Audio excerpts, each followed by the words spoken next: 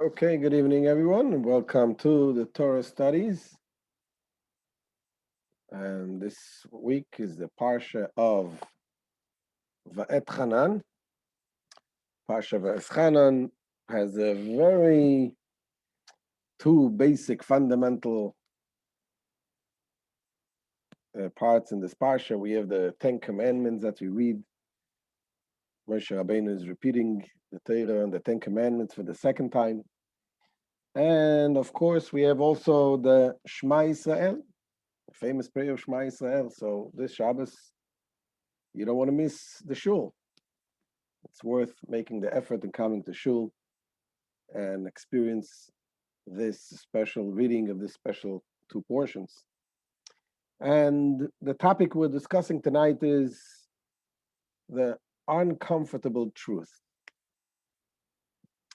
That means, we have sometimes we learn the Torah, especially we get to certain points that really it's difficult to make sense of.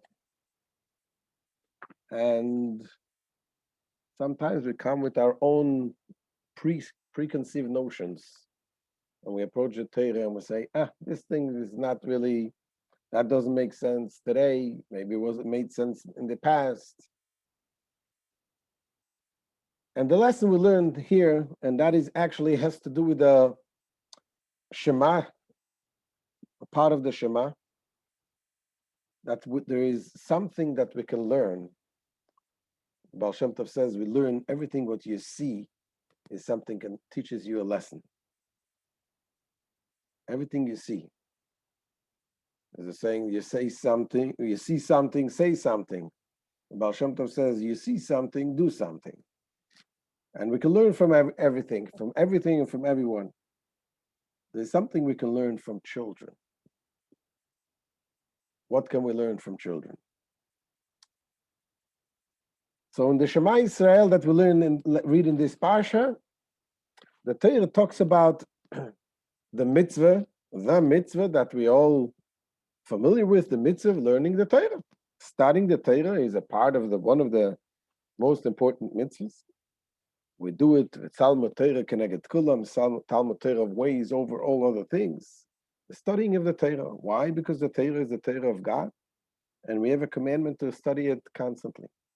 What is interesting is how do we know that we need to study Torah? In what way does the Torah teach us that law about studying the Torah? And it said we actually learn it from the Shema Yisrael that we're reading this week. So let's look inside text number 1. So before we get there, here's the question. When our sensitivities are in direct opposition to Torah values, sometimes things don't make sense to us. How do we come to terms with the parts of Torah that feel wrong? So in the Shema Yisrael, we say, Veshinantam levanecha v'dibarta bam, and you shall teach them to your sons and speak of them when you sit down in your house, and when you walk on the way, and when you lie down, and when you rise up. So when it comes to learning the Torah, there's actually two parts, two aspects of the mitzvah. One is that one needs to study Torah day and night, whenever available moment.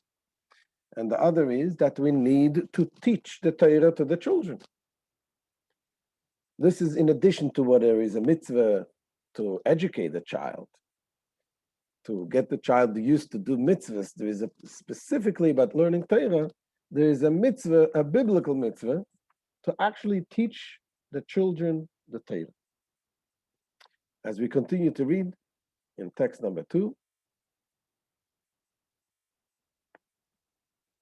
and this is from the Maimonides. The Alter Rebbe also brings us in his Shulchan Aruch, Katan aviv chayav lelamdo Torah.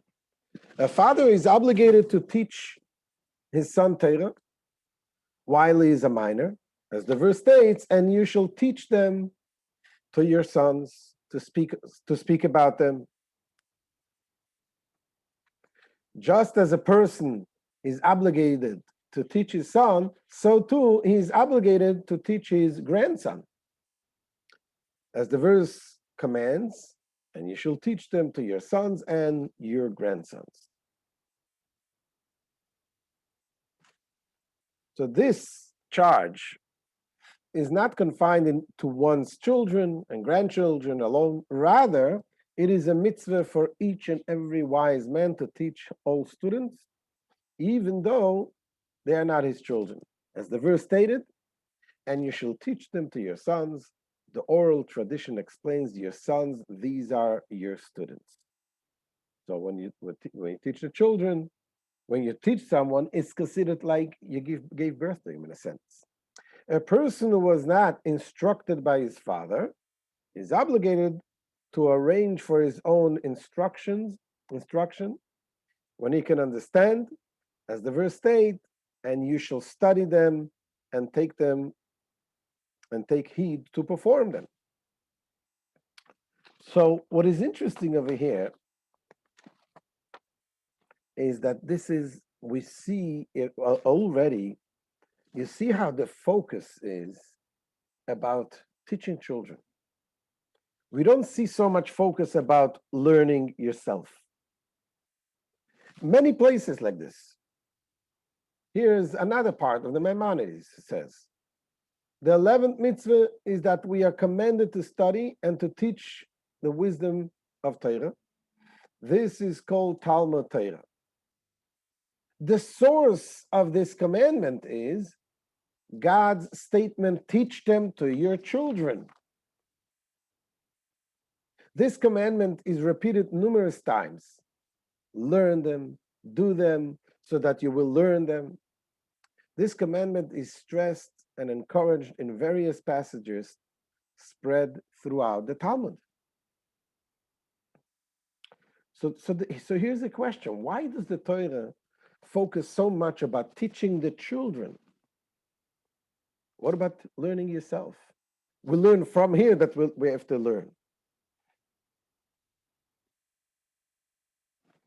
So this is throughout the Torah, we see the focus on teaching the children. There's another, so there are distinct elements of the mitzvah of Torah. We have to study Torah and to teach Torah. And here comes from the Shulchan Aruch. There is an active mitzvah on every Jewish person to teach their sons Torah. If one's parent did not teach them, they are obligated to study on their own. So again, what is the reason for this? You know, when you go on a plane, they tell you put on your mask. If in case of emergency, you have to put your mask on first, and then you do on your children. If you want to teach your Torah to your children, you got to learn yourself. So why doesn't the Torah clearly tell us first about learning ourselves and then about teaching our children? So that's maybe a very simple question, but it's really a question that begs an answer. As the Rabbi asks, this is a quote from the Rabbi in Likutei Sichos. It is puzzling. It would make sense to first state the overall mitzvah to learn Torah, namely personal study Torah, and only thereafter to state that it is not enough to learn on your own, but you must also teach others, starting with your own children. That would make sense. So here, this is the question. So each time the mitzvah of studying Torah is mentioned, it's in context of teaching particularly children. What is the significance? Okay, so the question is clear.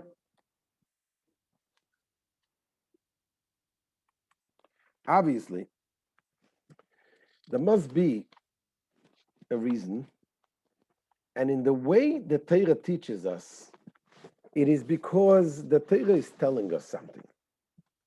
The Torah is guiding us. What is the way you are supposed to study Torah? So what does it mean? That means the message you're learning Torah, you're learning like a child.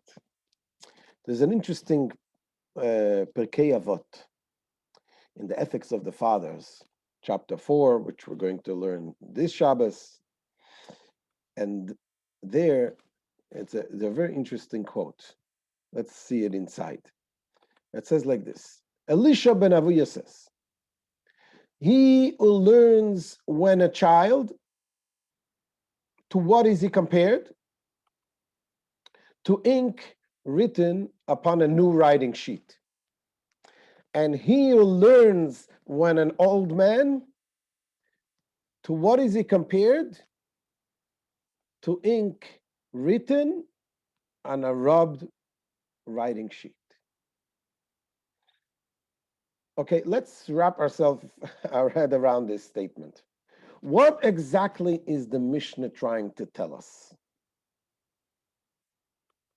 The Mishnah is telling us when you learn as a child, it's like you're learning on a nice fresh sheet, but when you learn when an elder person, it's like a rubbed writing sheet, meaning a sheet that was written and you rubbed it off and you're writing again, which means it's not so clear. So I can understand the first part of the Mishnah, that the Mishnah is trying to encourage us to learn when we're young. Obviously, a young person absorbs better. Whatever you learn in your youth stays longer. You absorb it. But what about the second part? What is this about discouraging elderly people? Some people. What about the person who didn't study Torah in his youth, and not due to any fault of his? So are we trying to discourage a person who is not young, not to learn because he is already old? So it's a very puzzling Mishnah. What is the message? There must be a positive message. What is it? So there is a Medrash Shemuel that tries to explain that, and that the Torah is telling us, the Mishnah is telling us, that don't be discouraged. That even though you don't have the same ability to study as a young person, but nevertheless, it's not completely lost case. But it's like writing on a sheet that was written and wiped out, which means you can still write and you can still read. So this is, let's see, the Medrash Shmuel inside, the way he explains this Mishnah. Says the Medrash Shmuel, this passage assures the senior student that he should not despair and say, how can I learn now? My mind is akin to a paper filled with foolish worldly matters, and it cannot accept sacred matters. How could I expect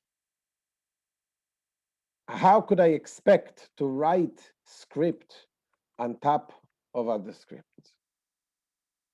So that's what the Medrash Shmuel says. The person is thinking, I grew up with an environment not like a Torah environment. I grew up with ideas, with notions, with all kind of preconceived notions. And what's the point? What chance do I have? Says the Medrash Shmuel that this is thus the Medrash, this is the message of the Mishnah. Thus the Mishnah states that while it is certainly preferable to study while young, for it is like writing on fresh paper upon which no pen has passed, a senior student should not despair and think that his studies are like writing on an already occupied sheet of paper. Rather, it is as if the previous script has been erased in such a manner that it is no longer discernible. So you can read the new writings. That's what the Medrash Shmuel answers. Says this emphasis on teaching children frames the entire enterprise of Torah study. Now here, there is the Rebbe. The Medrash. It's a nice answer, But it's really not satisfactory. It's not fully satisfactory. The Rebbe comes and teaches us a whole new thing. The Rebbe says that the Mishnah is not telling you about age. The Mishnah is teaching you how you're supposed to study Torah regardless of age. When the Mishnah is telling you that when you learn Torah as a child, you're learning on a fresh sheet of paper, it is the approach that the Mishnah is telling you how we are supposed to approach. How we are supposed to approach the learning of the Torah like a child.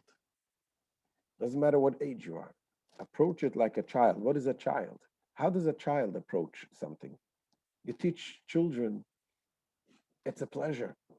I love telling stories to my children, my grandchildren. They're like a sponge.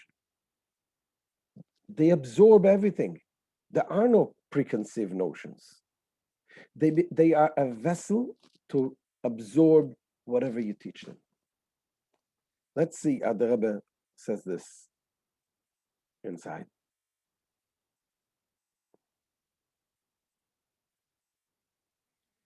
So even when learning as an adult, to approach it as a small child, says the Rebbe. What the Mishnah means when it states, he who learns Torah when a child, is that the person learns with a sense of humility, putting himself aside and approaching it as a child. Studying with such an approach is really the only way for the Torah to be truly absorbed as ink and a fresh parchment. By contrast, when one's approach to Torah study is based on the sum total of their own intellect and rationale as a senior, what is a senior in Hebrew? Zaken. Zaken is a senior. Zaken comes from the word ze shekana chokhmah, which means the one who acquired wisdom. In other words, if you approach a Torah like, I know already, I'm a zaken, I'm a senior, I know everything, I have my way of understanding things. The problem is, what is lacking? It's lacking humility. It's lacking the ability to open yourself to absorb something which is higher than yourself. Says the Rabbi, without any humility, he cannot absorb the Torah, which is God's Torah after all. So here's the answer. The Mishnah is speaking of a youthful mentality. The qualities of freshness and curiosity that allows the better absorption.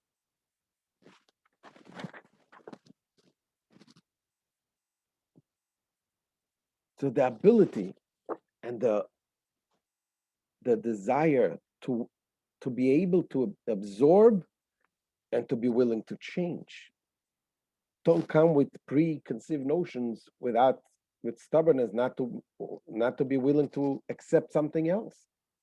The way approaching the Torah, of course, we can ask, we need to understand, but not coming with an approach that I know what I know, and now let me apply the Torah to me. We need to apply ourselves to the Torah, not to apply the Torah to ourselves. Here's a very interesting writing, a quote from Rabbi Jonathan Sachs of blessed memory. It says there are conditions, though, for asking a Jewish question. The first is that we seek genuinely to learn, not to doubt, ridicule, dismiss, reject. That is what the wicked son of the Haggadah does. Asks not out of desire to understand, but as a prelude to walking away. The second is that we accept limits to our understanding. Not everything is intelligible at any given moment. There were scientists at the beginning of the 20th century who believed that virtually every major discovery had already been made, not suspecting that the next 100 years would give rise to Einstein's relativity theory, Heisenberg's uncertainty principle, Gödel's theorem, proof of the Big Bang, origin of the universe, the discovery of DNA, and the decoding of the human genome. In relation to Torah, there were many German and American Jews in the 19th century who could not understand Jewish prayers for return to Zion, and they deleted them from the prayer book. These facts should induce in us a certain humility. People think they know everything, but they don't. And time shows that they were mistaken. They thought they were certain. Not every scientific orthodoxy survives the test of time. Not everything in Judaism that we do not understand is unintelligible. The very features of Jewish life, one generation finds difficult, the next generation may find the most meaningful of all. Faith is not opposed to questions, but it is opposed to the shallow certainty that what we understand is all there is. Beautiful, beautiful, written very beautifully, Rabbi Sachs did. You see, this is why the idea of teaching Torah, we teach the Torah, we teach them to children. When do we teach? When do we start teaching Torah? We start teaching Torah when the child, not when the child starts to understand, we start at a very young age, in a very tender age, before they start even to understand anything. We teach them Aleph Beis, Kametz, Aleph, Kametz, Beis, Ba. Because the Torah is beyond understanding. Yes, we should ask questions and we should try to understand as much as possible. But the approach is not that we understand. If we don't understand, then it doesn't make sense. And that is the way that our approach should be. And this is, as the Rebbe continues and says in the next text, text number 9, says the Rebbe, the fact that the Torah education begins with even small children underscores the idea that the premise and foundation of all Torah study is not so much its intellectual wonder, rather it is about remaining humble and small, submitting to its author, Hashem, God, who transcends all logic. This notion of humility is not specific to the mature adult, rather it is the domain of everyone. Even by dint of the soul, a small baby who has just started speaking, we already teach him. The fact that the instruction to an adult to study Torah is recorded only as part of the instruction to teach the children teaches us that even when a person is engaged in rigorous, intellectually stimulating Torah study as a mature adult, they must still retain that humility, the wonderment of a child. So this is the answer in short. This sense of childlike wonder helps the Torah student accept God and his Torah as truth, and not carry over their own sensibilities into the picture.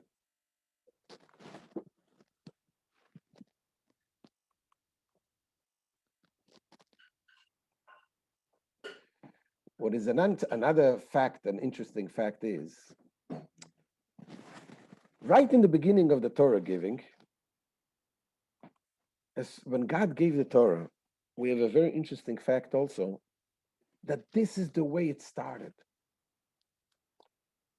We know when the Jewish people came to the Mount Sinai, they came on the first day of Sivan. Let's say they arrived at the mountain the first day of Sivan. It says, Vayichan Sham Israel neged ha'ar, that the Jewish people, they dwell there against the mountain. It says, Ke'ish echad belev echad, they all were like one person, one heart, united. And what is interesting, it says that every single day, as soon as they got there, every single day, Moses prepared the Jewish people. Every day he told them something else, except for the first day. The first day he didn't tell them anything. When they got to the mountain, they didn't say anything. Why? Because they were tired. That is something that really makes no sense. Tired? The Jewish people were so excited. They couldn't wait to receive the Torah. Imagine you come to a wedding, to your own wedding. You're waiting, couldn't wait. And you arrive at the wedding place, it says, okay, I'm so too tired, let me wait another day. It doesn't make sense. Let's see it inside. The way we'll ask a question, and the Rebbe gives a very amazing, beautiful answer to this question. Here, the Torah says, "B'chodesh hashlishi," the third, and in the third month of the children of Israel's departure from Egypt, on this day they arrived in the desert of Sinai. They journeyed from Rephidim and they arrived in the desert of Sinai, and they encamped in the desert, and Israel encamped there opposite the mountain. And on that day, on the first day, says the Talmud, Loi omalu ve'lamide, mishum chulshad urcha. On the first day, Moses did not say anything to them due to the weariness caused by the journey. That doesn't make sense. The Jewish people couldn't wait for this to happen. So all of a sudden they're tired. What's going on? Here's from a response of the Rashba that explains this situation there.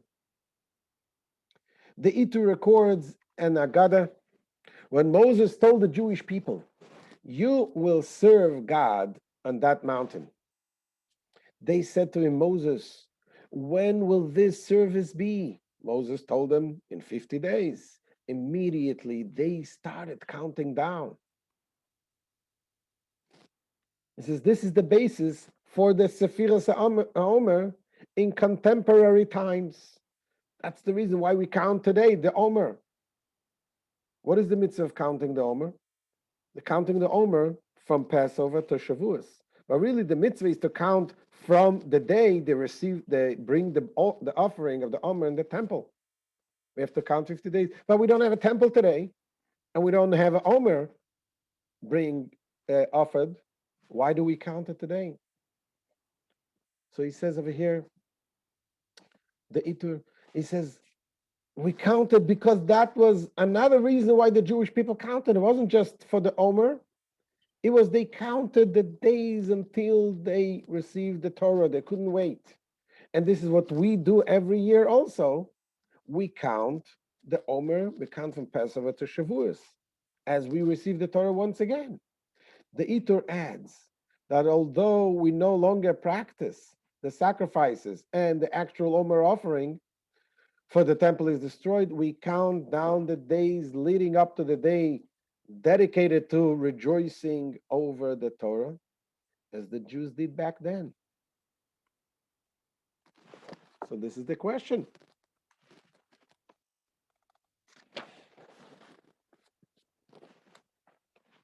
So why were the Jewish people said nothing on the first day?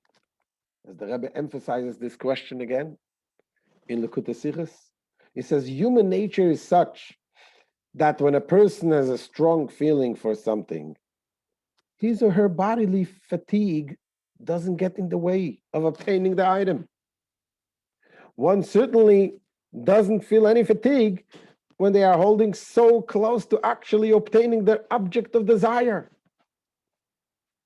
I'm sure everyone experiences the adrenaline, what do you call it, the kicks in.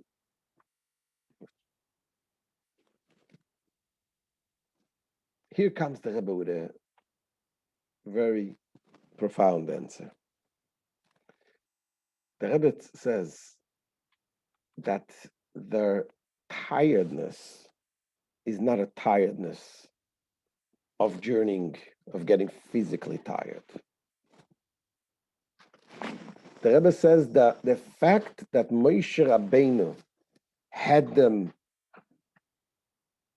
doing nothing, saying nothing to them, that itself was part of the plan. That itself was part of preparing them to receive the Torah.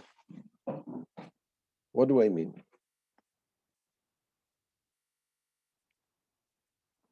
The fact that they couldn't Moshe Rabbeinu told them nothing on the first day. It was a process of preparing them to forget the journey. Tired of the journey, meaning the journey of the spiritual journey that they were journeying on their own understanding, the journey that they tried to build themselves. This Moshe Rabbeinu said to them as soon as they came to the Mount Sinai, okay, now take a deep breath. Remove all preconceived notions. I have to tell you nothing. Now you start becoming a vessel to receive something which was way, way more beyond anything that you can imagine that you can achieve on your own. Let's see how the Rebbe says this. Wonderful explanation. It says this is then what the Talmud means when it states Moses did not say anything to them due to the weariness caused by the journey. This spiritual journey of the entire Jewish nation coming together is closely association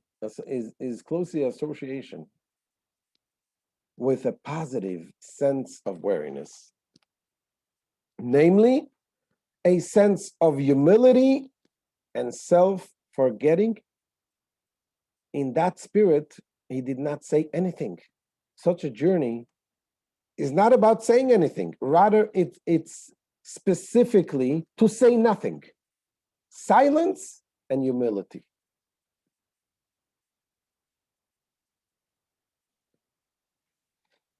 So this is the answer. The question is, a mere few days from the moment that I had been waiting for, now their spirit lag.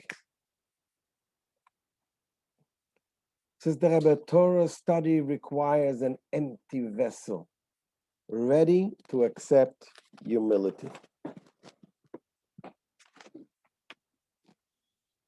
And this gives us the beautiful explanation. Why? Why are we doing this? Why are we having the Torah in a way when we have certain questions, we ask questions, certain things don't make sense, and the Torah is given to us in a way that it comes from above. You know, you go to school, you have recess. What do you have recess? You need to absorb things. Even Moses, when God taught Moses the Torah, he gave him breaks. And the breaks was to be able to absorb. There's a story in the Talmud that says about one of the sages, Rabbi Zera. Rabbi Zera, he moved from Babylon to Jerusalem. And in Babylon, they had the Babylonian Talmud. In Jerusalem, they had a different Talmud. It was a whole different level of teaching. It says the Gemara says he fasted 40 days. And others say he fasted 100 days. In order for you pray to forget the whole way of learning in Babylon. You wanted to forget it in order to move to the next level. To be able to absorb, you need to remove yourself and make yourself a vessel. And this is the message. When it comes to things that confuse us, that makes no sense, look in the history. Look in the history. Things that people thought that would be impossible. Who was it? I think there was a statement of the IBM executives, CEO, back in the days, that he said, that he doesn't see a world needing more than 5 computers, 5,000 copy machines. Today, the laptop is a necessity in every house, or maybe 5 or 6 laptops. It's things that we know, we think we know, we don't know. So when we come across certain things in the Torah that we don't understand, what is the approach to be? Is exactly that. We don't understand. I remember in the school as a child that they taught us the Tanya. The first thing it says, "V'tzarich la'avin." We need to understand. And the teacher told us, when it comes to Torah, you don't say, if you don't understand anything, you don't say, it doesn't make sense. It's not that it doesn't make sense. I need to understand, which is okay. It's okay that you need to understand. But we know how humility tells us that God wrote the Torah, and God gave us the most beautiful, the most progressive Torah. We just need to come closer and closer to it and appreciate it. There was once a Chassid came to the Rebbe and told him about learning the Torah. You learn the Torah in Yiddish, it goes better. He says, "Ich hab gelernt die ganze Torah." So you learned the whole Torah. So the Rebbe told him, "Du hast gelernt the Torah, aber was hat die Torah gelernt dir?" You learned the Torah, but what did the Torah teach you? What did the Torah? How did the Torah affect you? And this is our approach to the learning of the Torah.